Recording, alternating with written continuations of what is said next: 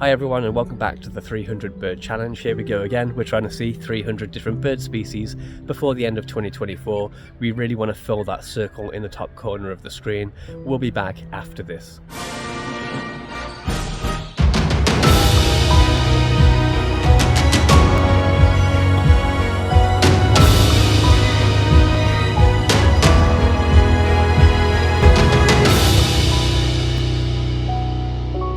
Okay guys, I'm going to give Sarah the opportunity to talk. She's going to tell you about our plans for today. So today we're starting at Picton Harbor Marina and we're going to work our way through Prince Edward County looking at some eBird checklists for some target birds for us.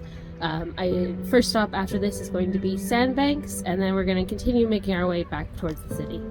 We began at Picton Harbor due to reports of an Iceland gull, which we had tried to see a couple of episodes ago, but it hadn't worked out on that occasion, and so we were hopeful we might get a chance this morning. Conditions were tough. It was windy and cold. There were maybe a couple of hundred gulls out on the ice at various distances, and even more flying around the marina. We scoured the birds with binoculars and scope and camera, but to the best of our knowledge they were all ring-billed and herring gulls. We just couldn't find it. Well, having singularly failed to find an Iceland gull for the second time over on the marina over there, we bumped into a fairly well-known birder, Paul Jones, and he gave us some information on a wood duck along this creek here somewhere, and also a pied-billed grebe, so we're going to try and find both of those birds now. Yay, new species. This is a female wood duck. The males have much more elaborate plumage, but this is still a nice looking individual. Check out that cool, pale yellow eye ring. The pied-billed grebe wasn't far away either, and that's another new bird. Thanks to how narrow this creek is, this is probably our best looks at this grebe species. Pied-billed grebes can be found year-round in Ontario. Some individuals will overwinter here, but they are more abundant in the warmer months. In 2023, we saw our first pied-billed grebe in April, so it's good to get this bird a little bit earlier this year. We decided to head back to the marina. So I'm not quite sure what's going on here, but there's a bunch of dead fish and the mallards, cormorants and the gulls are all feasting upon them.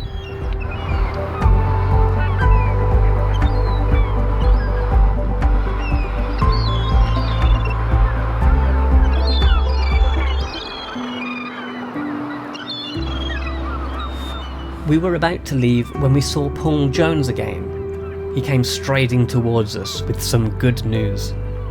Okay, well I guess we have to give a big thank you once more to Paul Jones because we just got stopped by him on our way back to the car. Saw the Iceland gull. That's another new bird for the year. Glad to see that because we saw it last year, so we're kind of not losing a bird versus last year kind of thing, so that's good for our 300 bird count. Finally, the Iceland gull. This bird was seen flying into the marina with underwing patterning that marks it out as a Kumlian's subspecies. That is just a point of interest though, because we don't record at the subspecies level. This bird goes down as an Iceland gull. In other words, we don't get to count the Iceland gull multiple times if we see the different subspecies again later in the year. Anyway, we're a little relieved to get this bird onto our list for the 300 bird challenge. We saw several members of another new bird species hanging out at the marina. Maybe it was the smell of all those dead fish attracting these turkey vultures. Some would circle over the marina, while a few others were perched in the bare trees on the shore. I think we're going to move on now, Sarah. Where to?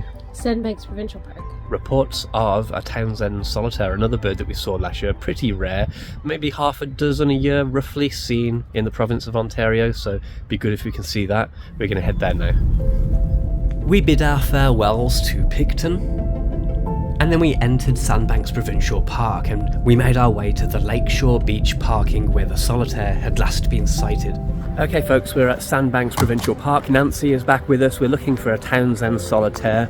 We have used a combination of eBird, instructions from Paul Jones and previous sightings on a couple of other different forums and such to try to pin down exactly where this Townsend solitaire is. Where are we? We are on the east. We're at the West Beach. We're at the West Beach at Sandbanks Provincial Park. We're going to just be checking the tree lines around us to see if we can spot it. I thought back to the last time that we saw the Townsend solitaire and remembered that it would feed on berries for a while and then jump up, perching on a higher tree to check for intruders before then returning back to the junipers. So we continued checking the trees and some nearby marsh, as well as the scrubby dunes nearby, but... Okay, it's a bust on the Townsend solitaire and it's quite cold out there, so we're going to move on. We checked the kind of vicinity of the car park fairly thoroughly and we didn't see it. Our next stop is Wellington Harbour. We're going to just make a quick stop there to see if there's anything kind of out on the water. So stay tuned, we'll be back in a second. Wellington Harbour was also a bust, so we drove on, crossing the bridge towards Belleville, where we took a quick lunch break and I listened to my soccer team on the radio. So let's take a break here while the ladies go to a local market to buy some Ontario butter tarts, and I try to get over my team losing to Manchester United again. We'll be back after this quick break.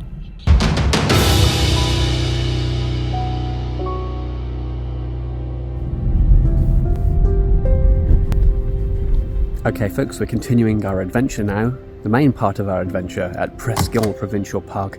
We've just arrived, we're at the bird sightings board.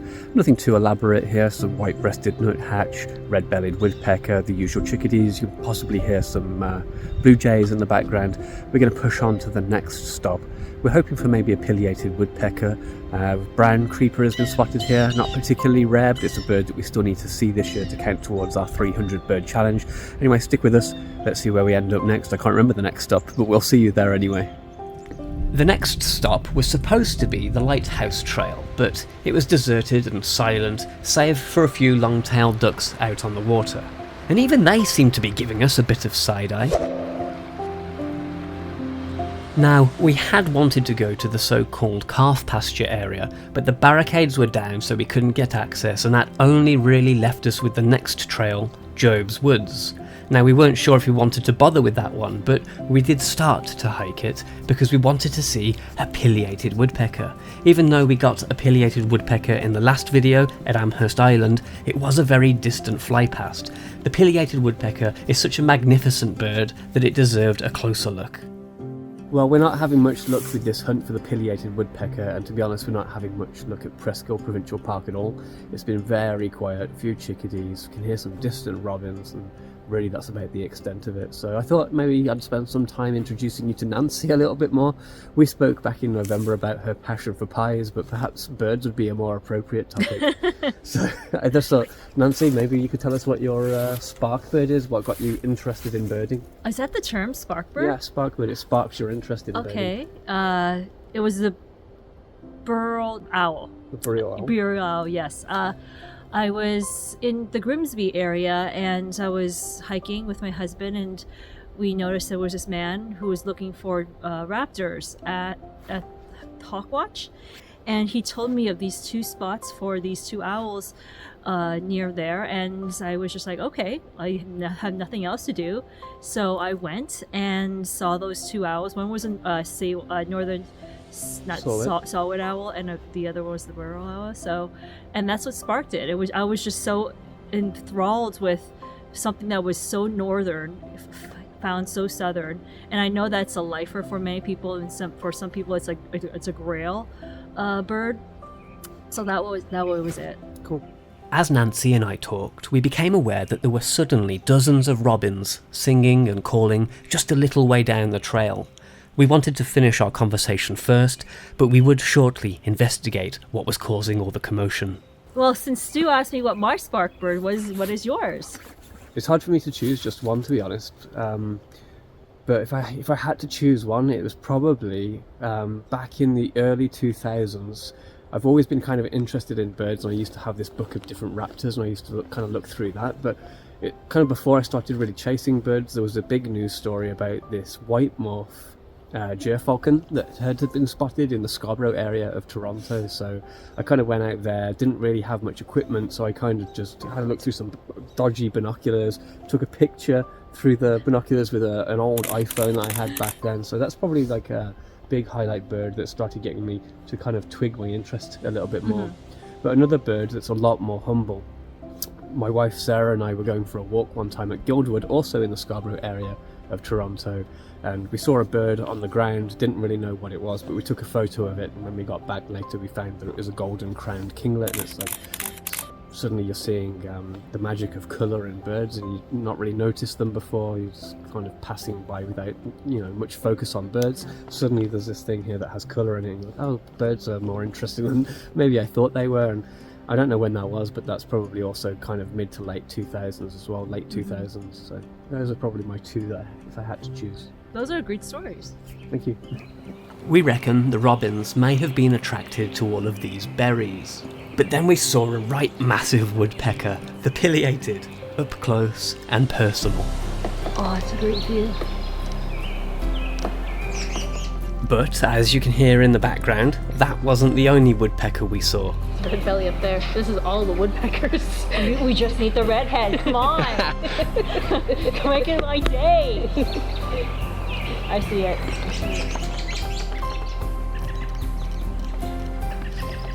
So this whole walk has been pretty dead, apart from a few robins have just started showing up, but we've now had pileated, red-bellied, hairy woodpecker, downy woodpecker, all of the woodpeckers, apart from one, right Nancy?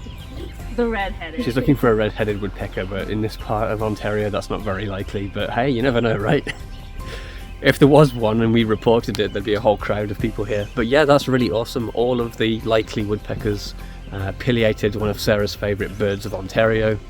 One of my favourite woodpeckers. I like the red belly as well. So yeah, awesome. What we thought was going to be a dead day has turned out for us, so that's been pretty good. We're going to carry on along the Job's Wood Trail now, and we may stop at the Marsh Boardwalk before we leave. It says it's not open, but we're going to take a look because we've seen other people drive down there. So yeah, stick with us. We're going to finish this trail. We'll be back soon.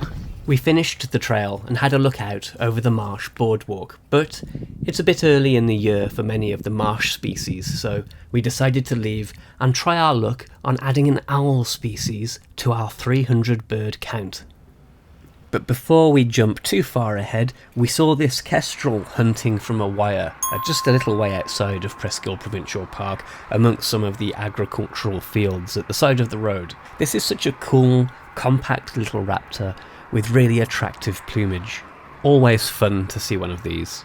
We left the Marsh Boardwalk at Presqu'ile and we bombed our way to Durham, to a woodlot here, on reports of a great horned owl, which would be awesome to see. And we've been looking around without much success, but we heard it call twice. We're kind of trying to spot it in these thick trees. Okay guys, I don't think we're going to find this owl. It called a couple of times, we haven't heard it since. We're hearing other birds giving their alarm calls, looking kind of frantic, but we're not seeing the great horned owl. Oh well. Otherwise though, it's been a pretty successful day of birding. Thank you for Nancy for joining us again. That was always a pleasure to take her along with us. Hope you enjoyed the video. If so, please hit like, give me a comment, and most of all, if you wouldn't mind, please give me a subscribe if you don't already subscribe. Thanks for watching, happy birding, and we will see you soon. Well guys, it always pays to stay tuned to the end of my videos, hashtag just saying. We were filming a different section and kind of fooling around just a little bit, and then the owl called again, and then it flushed, and then we saw it. So we've got eyes on a great horned owl. That's a lifer for Nancy, so she's very pleased about that, and the weekend in general. We're pleased because it's a new one for the year and a slightly trickier one to find, so that's kind of off our back.